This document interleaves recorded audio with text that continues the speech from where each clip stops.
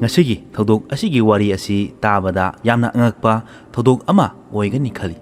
Photo asida uriba nupi ani asi accident gi thadok amada sikhirami. Adubu hangliba wahangdi makhoi asi asengma maki accident da sikhibra natragana khujin thorang tawraga hatkhiba thadok amara haiba asi mayam puna taminaduna khangminasi.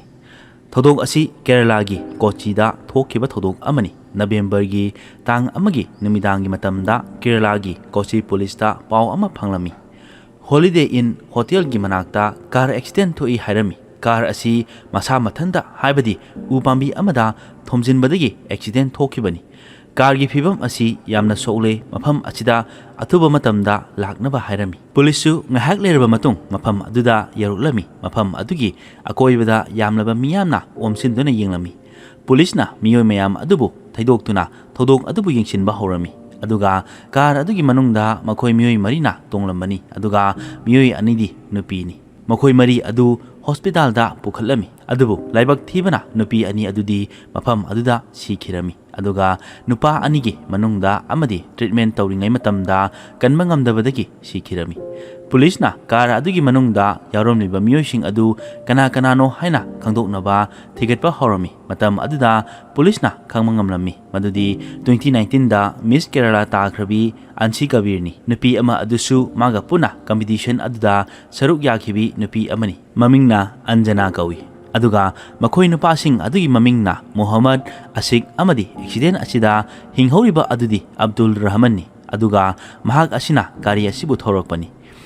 Police na car asigi manungda thijinba matamda car adugi manungda yugi portal khara phanglami. Aduga makhatana car adubu hena kopna thijilami. Adubu matam aduda atopa karisu phanglamde. Maram asina police na khalami accident asi drunk and drive open shut case ni haina. Car da tonglakliba makhoi mari asi yu ngauduna kari adu thaurakpada makhoina control ngamdabadagi car adu upambi amada thomduna accident thokhibani. Aduga newspaper singdasu haiba thodok asi car accident haibadi masa mathanda yu ngauraga thawbadagi control ngamdabadagi thokhiba accident ni haina phonglami. Aduga gari asisu accident da thokpa oigani hairami. Maramdi gari gi chokniba phibam asi normal oina chokpadi oidre. Gari asi speed yangna kanna thoroklaga upambi aduda thombadagi chokhibagi phibamni. Gari manungdagi yugi portal su phanghiba leirabani. Maram asina thokliba thodok asi accident ni haina mayamna su thajanarami.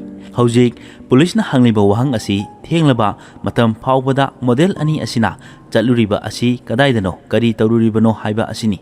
Police na hojik gari accident thokliba asigi mafam adwaida leiba CCTV footage sing yengba horami. CCTV footage adudasu hariba kari asi atuki matik yangna thorami. Kari gumba hariba speed asida thauraga thengjinba thoklabadi aduma kari asida oiriba phibam asima oigani. Thodok thokraba matung numit 3 nimuk leiraga haibadi 7 November 2021 matam aduda police ta kari gumba posak khara khangmangamlami. Hojik phawbada car accident ni haiduna khanaramliba asigi tayonaba ama oirami. Hariba thodok asi miyoi kharana khujin thorang tawduna miyoising adubu hatkhiba malamki. Thodok thokliba numit asigi athengba matamda gari tongduna lakliba asi makhoi hotel number 18 haina khagnariba mafam aduda high profile oiba miyoisinggi party ama lerami. Madugi party adu yauduna yumda halakhibani. Adugi matungda police na hotel number 18 adugi CCTV footage check tawrambani. Adubu madugi footage tasu kari amata phanglamkide. Matam aduda police tasu makhoina kari gumba ama kauba leire haiba khanglamki. Maram asina amuka hana CCTV footage adu yenglambani. Matam aduda police ta angakpa kari gumba ama uba ngamlamki. Ngasaidagi khujin thorang tawraga hat pamanba thodok asi hojikti police tasu haiba thodok asi khujin thorang tawraga miyoising adubu hatkhiba oiramba yai haibagi thajaba khara makai leiramki. Accident thokliba gari adugi maningda gari ama inarakhiba adu CCTV footage da urami. Aduga police na footage sing adu reverse tawraga yengba matamda makhoigi maningda inarakliba gari asi makhoina hotel dagi thorakpa matamdagi inarakhibani. Hariba footage sing aduna police ta evidence kharadi oiba yarami. Aduga police na hotel da chatuna makha tana thijinba horami. 31 Octobergi numidangi matamda nupi ani asi hotel asida yorokpa amadi makoina hotel dagi thorakhiba singi footage sing adu delete tarumkhibani. Maram asina police na hotel adugi staff ta hena chingnaba phawrami. Haujikti hariba case asi Kochi gi crime branch ta chinarami. Crime branch na hariba thodok asi kopna yengchinba hawrami. Aduga hotel adugi staff ta CCTV footage asi kari maromgi kanana amadi kanana kakthalo haidana kakthalibono haina hanglami. Matam aduda hotel adugi mapu roigi ming palami. Hotel adugi mapuna haibadagi footage sing adu delete tawkhibani hairami. Crime branch na hotel adugi mapu Roy Joseph lakhatuna wahang pahong toromi. Kari maromgi damak thabak asibu tawribano haina hanglami. Matam aduda Roy Joseph nasu masana yana hairamki. Aina CCTV footage sing asi kakthakibani. 31 October dagina 1 November gi numidang pung 3 tagi baro phawbagi manungda leibasing adu aina kakthakibani. Aduga hariba footage sing asibu kakthatnaba aingondasu hairakibani. Adusu hariba crime branch na thiriba miyosing aduni gari anida tongakhiba makhoinani.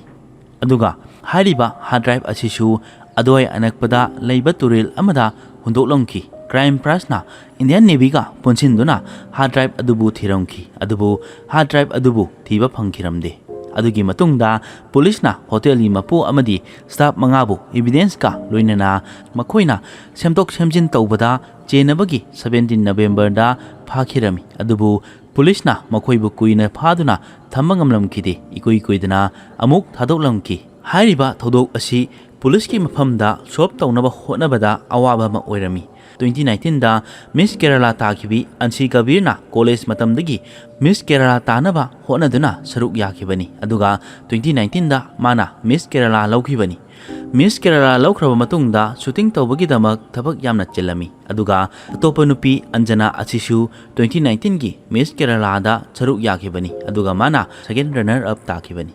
Anjana asi Hyderabad ta pokibani. Aduga magi graduation asisu Hyderabad ta loikibani. Adugi matungda Kerala gi Medical College amada magi study adu complete oiduna mahakna doctor ama oikibani.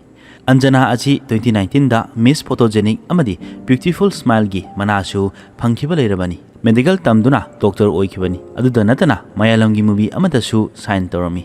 Makoi ani asi hana mamangdagisu khangnarakpa oibada natana yamluna marup ama oina tinarami. Koi anina party luraba matungda makoina yumda chatnaba gari thorokibani. Makoina gari aduda tongliba asi makoi mioi marini. Aduga amana makoina u pambi amada thomjingiba asi makoina thoriba gari adugi mamangda bike ama thojilakpadagi thaidoknaba hotnabada u pambi aduda thomjingibani. Police amadi crime branch na hotel aduda kari thodok thokiba leibagi haina thigatpa leptribani. Makoina hotel adugi club ta party tawriba adu number 18 haina khangnarami. Mafam aduda athengwa matam phawba party tawba yarami. Adubu atopa mafam haibadi Kerala gi atopa mafam dadi athengba matam phawbada party tawba yaromkide. Athengba leirami. Aduga amana makoi anina hotel aduda changlakpa matung minute khara leiraga CCTV gi footage adu kakthalamkhibani. Kari maram laibagi makoi model anina hotel aduda changlaba matung footage adubu kaktalibano haiba asini. Police na thajanarami madudi hariba hotel asida karigumba thodok amadi soidana tholomgani maram asina CCTV gi footage asi delete tawgibani. Maram asina CCTV gi footage asi delete tawgibani haina thajanarami.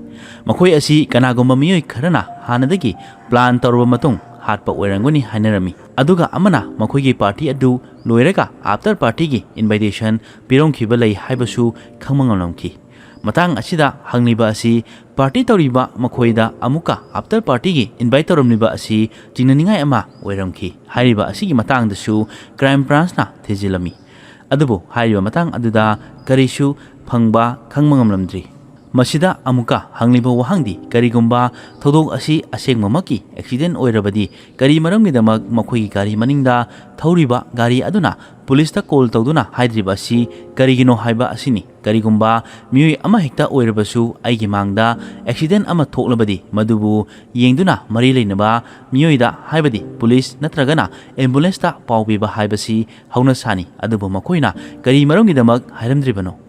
पुलिसना मखोइना चखरिबा गाड़ी अदुगी ममांग लंबीगी footage अमदी होटलदगी खरा चलबा मतुंग लंबीगी CCTV footage येंगबदा खंगबा ngamlami madudi मखोइगी गाड़ी मनिंगदा इनरलिबा गाड़ी अदु मखोइदा after party की invite तौखिबा मियोइसिंग अदुनि हाइबा खंगबा ngamlamki मियोइसिंग अदुबु पुलिसना कौखतुना वहंग हंगलमी अदुगा मखोइना हाइरकपा अदु ताबदा यामना अंगकपा अमनि हाइरिबा थौदोक हाइबदि accident असी थोकपा मतमदा मखोइ मियोइसिंग अदुना कुमथादुना गाड़ी एक्सीडेंट थोकलिबा अदु येंगलमकी अदुगा मखोइना करिसु मतेंग तौदुना मखोइना तोनकलिबा गाड़ी अदुदा तोंदुना अमुक चटखिबनि मदुना ताकपदी करीगुम्बा मखोइगी मरक्ता नुंगाइनदबा मखोइबु हानबगी प्लान तौबा मानबा अमा यारोंकी अदुबु पुलिस की मफमदा चप चाबा एविडेंस फंगदबना मखोइ मियोइसिंग अदु फाबा यारोंकीदि असुमना हौजिंगमकी ओइनदि हाइबा थौदोक असी एक्सीडेंट अमदा सिखिबनि हाइना लौनरंकी अदुबु थौदोक असिदा हंगलिबा वहंगदि हाइरिबा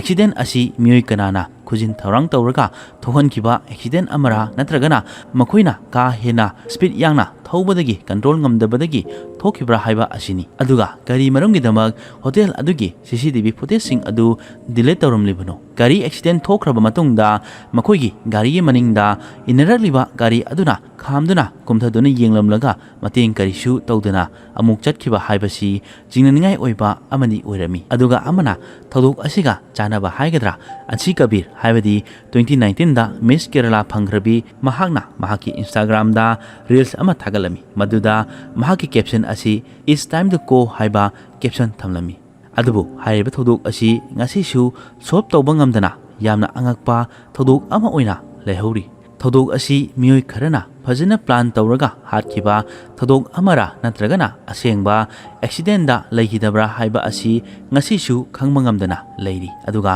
मयांगी वखलदा हारिबा थौदोक असी करी करंबा थौदोक मानबगे हाइबा अदु कमेंट तौदुना खंगहनबिरु मसिनी ngasiगी असेंगबा थोखिबा थौदोक अमगी वारी असी ताबीरबा मतुंगदा अदोमदा करी फाविबगे हाइबा अदु कमेंट तौदुना खंगहनबिरु अदुगा चैनल असिबु सपोर्ट तौबिदुना लाइक शेयर कमेंट अमदी सब्सक्राइब तौबा काउबिगनु।